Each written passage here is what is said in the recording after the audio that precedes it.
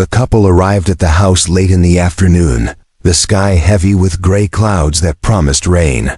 The wind whipped through the broken shutters and carried the scent of damp earth and decay. They stepped onto the creaking porch, and the floorboards groaned under their weight. The paint was chipped and faded, the windows clouded with dust, yet there was a strange pull drawing them in, as if the house had been waiting for them. The villagers had warned them not to come to stay in the house, saying it was cursed, that whispers haunted the walls, and that those who lived inside never found peace. But the couple laughed and dismissed the stories as superstition. They opened the front door and were greeted by the smell of old wood and something else faint, something metallic that made the hair on their arms stand on end. The house felt alive in its silence, each step echoing down the long hallways like a warning. They explored the ground floor, the furniture draped in dusty sheets, and the portraits on the walls whose eyes seemed to follow them. Their dogs sniffed the corners and whimpered, but would not enter the hallways. The sun began to set, and the house was bathed in the dim orange light. Through the broken windows, shadows stretched across the walls like dark fingers. The couple prepared dinner in the small kitchen and tried to ignore the unease settling in their chests. But then, as the wind rose outside, soft whispers drifted through the hallways, calling their names, almost like a warning or a test. The whispers were low and fleeting, almost impossible to catch, but they made the hairs on the back of their necks rise. They stopped moving for a moment, listening, and realized the house was watching them, and that they had crossed a threshold that could not be undone. Night fell, and the house seemed to breathe around the couple. The wind rattled the windows, and the shadows grew longer, stretching across the walls like dark fingers reaching for them. They tried to settle in the living room, the fire flickering weakly, but every creak of the floorboards made their hearts jump. Their dog cowered in the corner, growling low, nothing moving. The whispers began softly at first, almost like the rustle of the wind, but then grew louder, calling their names, sometimes pleading, sometimes laughing in a voice that sounded both familiar and wrong. They froze, listening to the hollow sounds echoing through the hallways, and the air grew colder, their breaths forming clouds that hung between them. The couple told themselves it was their imagination, that the house was old and the wind was playing tricks. Yet deep down they felt eyes on them in every corner. Every time they turned to look, the shadows shifted, as if avoiding their gaze. The temperature dropped suddenly, and the fire flickered, leaving the room in half light. Their dog whimpered and tried to hide behind them, but even then the whispers seemed to circle around them, telling secrets they did not know. They were afraid to understand. The minutes stretched into hours, and every sound became louder: the wind, the creaks, the soft dragging like footsteps behind closed doors. They huddled together, listening to the house speak to them, to test them. And they knew somehow that this was only the beginning, that the house had waited long enough, and now it was ready to show its true nature, and that the whispers were not wind. They were not imagination. They were alive and waiting to see how far fear could reach into their hearts. Morning light did little to chase the shadows from the house. The couple moved cautiously through the rooms, the air still cold and heavy with the scent of dust and something faintly metallic. They noticed small things that unsettled them, objects not where they had left them. Keys vanished only to reappear in odd places. Doors that had been shut now slightly ajar. The dog refused to follow them into the hallways and barked at empty corners as if warning them of unseen presence. The walls seemed to whisper faintly, even in the light, soft murmurs that faded when they tried to listen closely. Yet the unease grew stronger as they explored the second floor.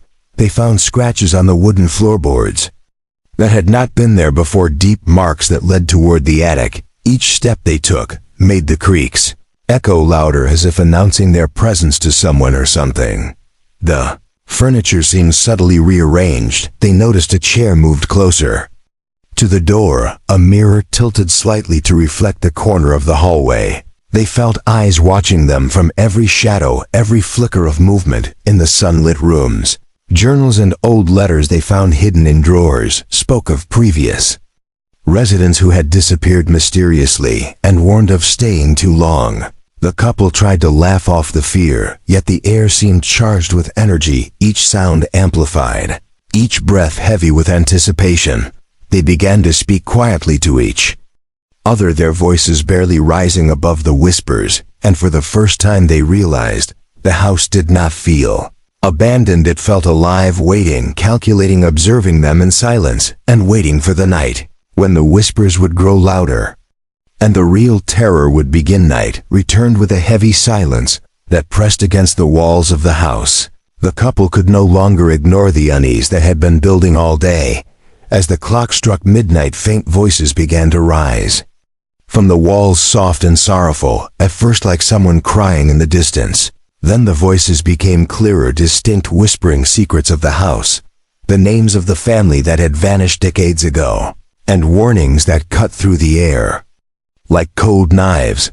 The attic seemed to hum with a strange energy, a low vibration that shook the floor beneath their feet and drew their attention upward. They felt compelled to go, but fear weighed down each step.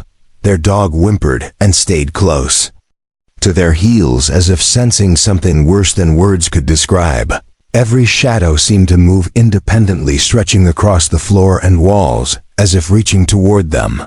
The voices grew louder, telling stories of anger and sorrow, pleading for release and vengeance. The couple tried to speak to each other, but their voices faltered, the words trapped in their throats. Their eyes darted to the corners of rooms where no light fell, and they could swear they saw fleeting shapes moving just beyond their vision.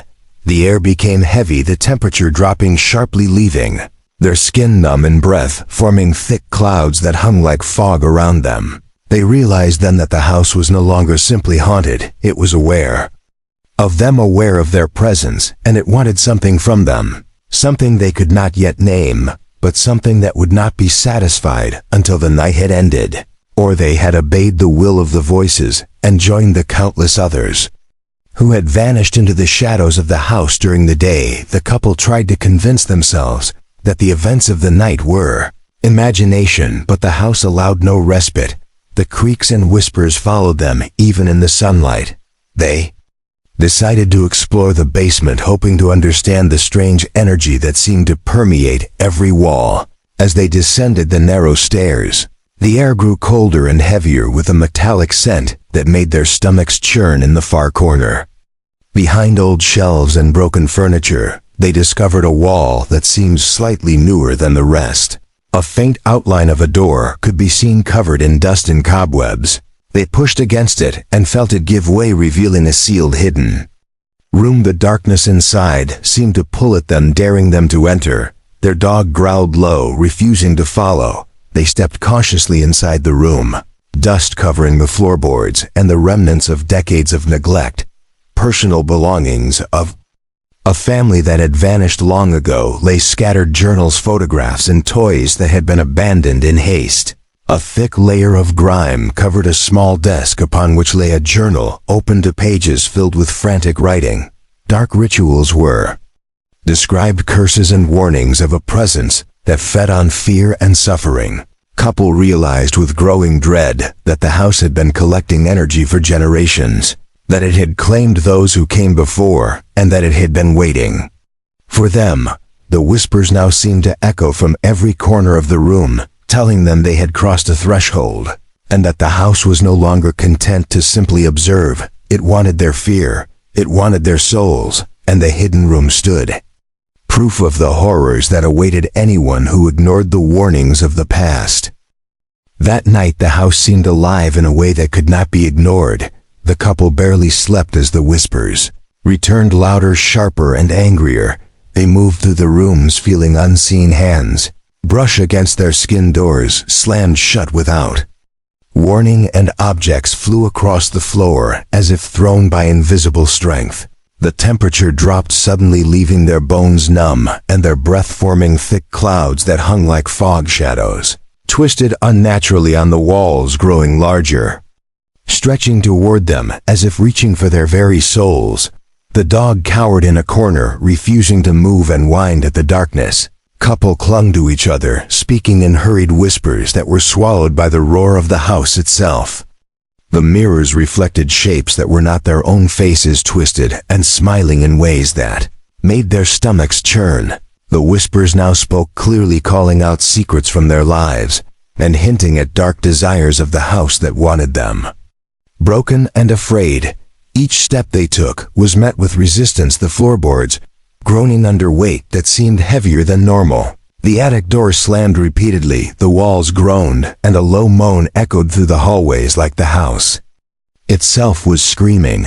The couple stumbled through the rooms, desperate to escape, yet every path seemed altered, the halls stretching impossibly, the ceilings lowering, and the shadows following relentlessly. They realized that the house did not just hunted, it fed on fear, and it would not stop until it had claimed them or broken them completely. The whispers now joined in unison, a chorus of rage and sorrow that filled the house with a living presence that could be felt in their very hearts, and made them understand with chilling certainty that leaving would not be simple, and that every moment spent inside gave the house more power over their minds and souls. Whispers became voices, and the voices became commands. The house had awakened fully, and it was no longer patient. The couple felt eyes on them from every corner. Every shadow seemed to pulse with life and hunger. They could hear the floorboards groan as if someone massive moved just beyond their vision. Doors slammed violently, cutting off escape routes, and windows rattled as though the walls themselves were alive. The presence spoke now clearly, a voice deep and hollow that seemed to come from everywhere and nowhere, calling their names, revealing secrets they had never shared and fears they had buried long ago. The couple pressed themselves against each other, trembling, their hearts pounding as the shadows coalesced into forms, half-seen, half-imagined shapes that flickered at the edge of perception. They saw glimpses of a family that had vanished decades ago, pale faces with hollow eyes frozen in terror, reaching toward them, pleading, warning, and threatening all at once. The air grew thick, cold, and suffocating, each breath a labor, each heartbeat a drum in the silence that surrounded them.